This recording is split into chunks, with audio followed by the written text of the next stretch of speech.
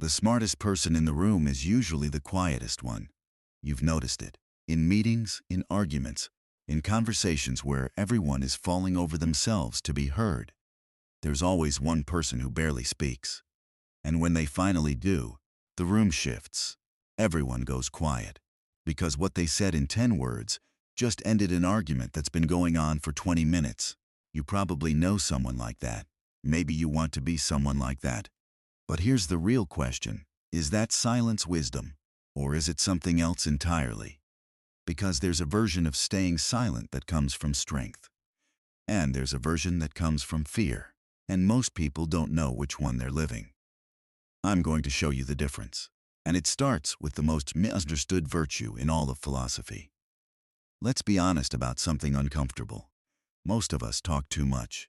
Not because we're shallow, not because we're stupid, but because we've been trained to perform. From school, where the kid who raised their hand got the gold star, to social media, where your value is literally measured in how many people respond to what you said, to workplaces and relationships where silence gets misread as passivity, disinterest, or weakness. So we fill the space. We speak before we think. We react before we understand. We share opinions on things we barely know. We defend positions we haven't examined. We say things in anger we spend weeks trying to take back. And then, here's the part that really stings. We watch someone else say less, say it better, and get more respect for it. There's a specific kind of exhaustion that comes from this. The exhaustion of constantly explaining yourself, of saying more than you meant to, of saying the right thing at the wrong moment, of winning an argument but losing the relationship, of being heard but never truly understood. Here's what nobody tells you. The problem isn't that you're saying the wrong things. The problem is that you haven't yet learned the power of what you don't say. And there was a man, one of the sharpest minds in ancient history, who understood this so deeply that he built an entire philosophy around it. A man who believed that the mouth was the most dangerous weapon a person possessed, and that mastering it was the beginning of mastering everything else. Picture a young man, brilliant and restless, standing at the entrance of the oracle at Delphi. He's been told that the oracle declared him the wisest man in Athens, the wisest man in all of Greece.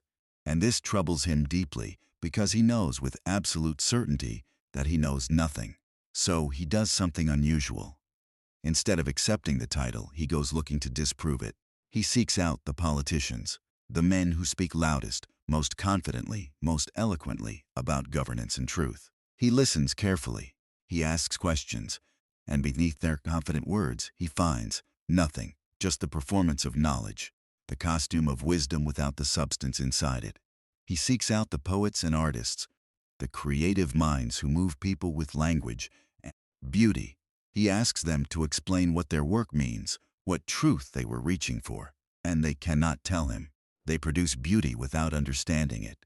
He seeks out the craftsmen, the builders, the makers of things, and finds real skill, real knowledge in their hands. But even they overreach, claiming wisdom beyond their craft. And at the end of this search, this man, Socrates, arrives at a strange and radical conclusion.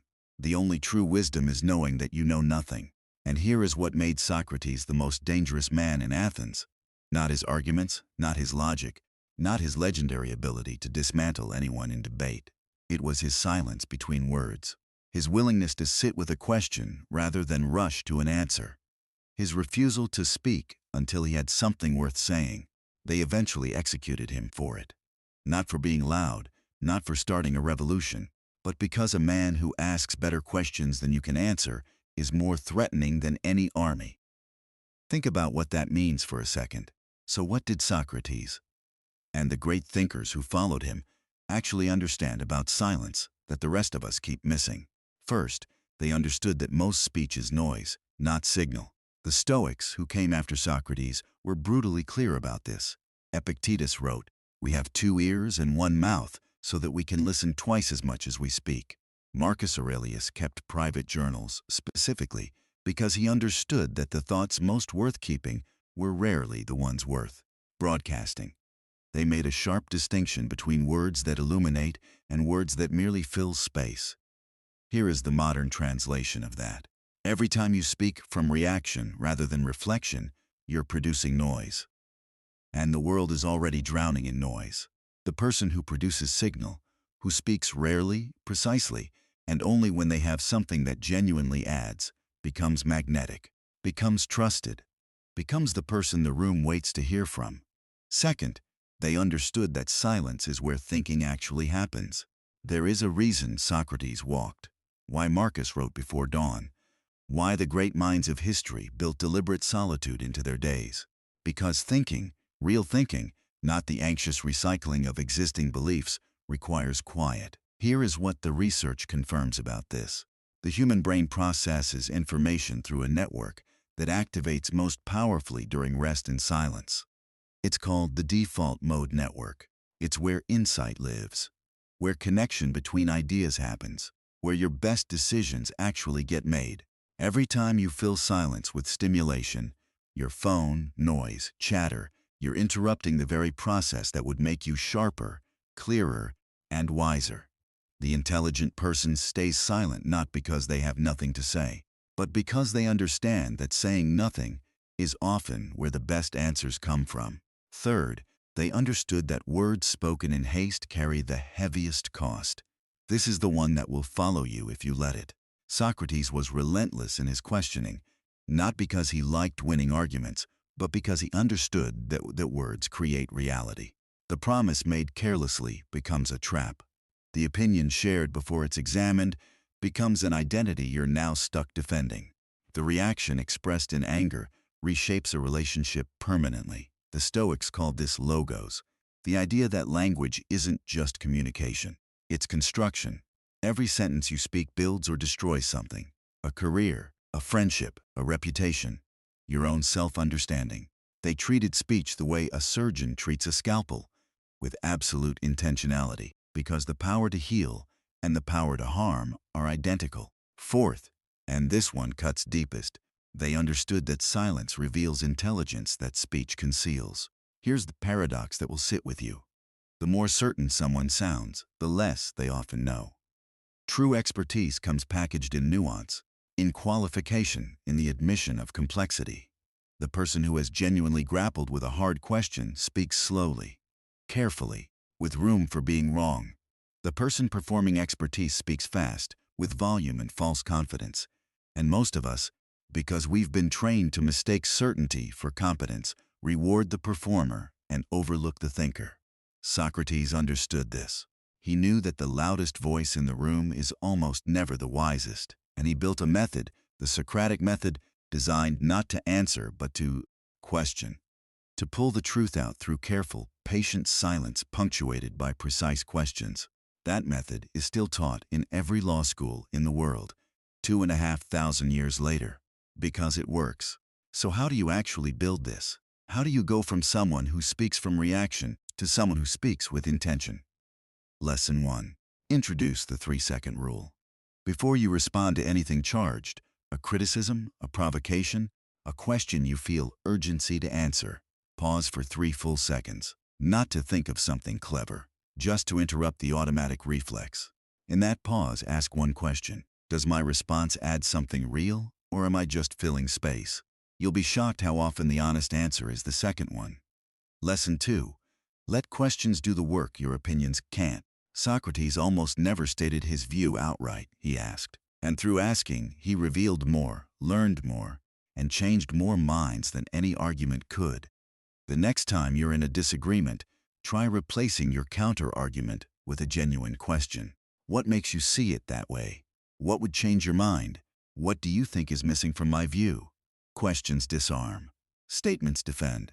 Wisdom lives in questions. Lesson 3. Create 1 hour of daily silence. Not meditation necessarily, not prayer. Just no input, no podcast, no music, no phone. Walk without earbuds. Sit without a screen. Drive without the radio. 1 hour where your mind is allowed to think rather than consume. This is where your best ideas will surface. This is where you'll find the answers to problems you've been unable to solve. The default mode network can only run when you stop feeding it stimulation. Lesson 4. Audit your last 10 conversations. Seriously, think back. Of the last 10 significant things you said, In arguments, in meetings, in relationships, how many of them made things better? How many were spoken from clarity versus anxiety? How many do you wish you could take back? This audit isn't to punish you, it's to show you the pattern. Because the pattern, once seen, cannot be unseen. Lesson 5. Stop explaining yourself to people who aren't asking. This one is quiet but devastating once you see it. So much of what we say is unsolicited self-defense. We explain our choices before anyone questions them. We justify our decisions to people who never asked. We preemptively argue against criticism that hasn't even arrived. This is not communication. This is anxiety wearing language as a mask. The intelligent person learned long ago. You don't owe your inner world to everyone who has access to your outer one. Here is what changes when you actually begin to live this. You stop being reactive, and you start being intentional. The chaos of other people's noise stops pulling you off center, because you've built a center worth staying in. You stop needing to perform intelligence, and you start embodying it. People begin to notice something different about you, even if they can't name it.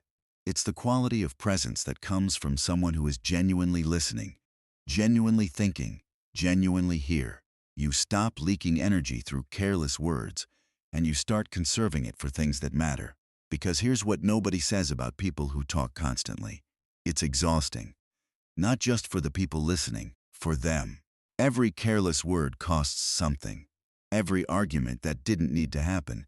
Every opinion offered to someone who wasn't ready to receive it.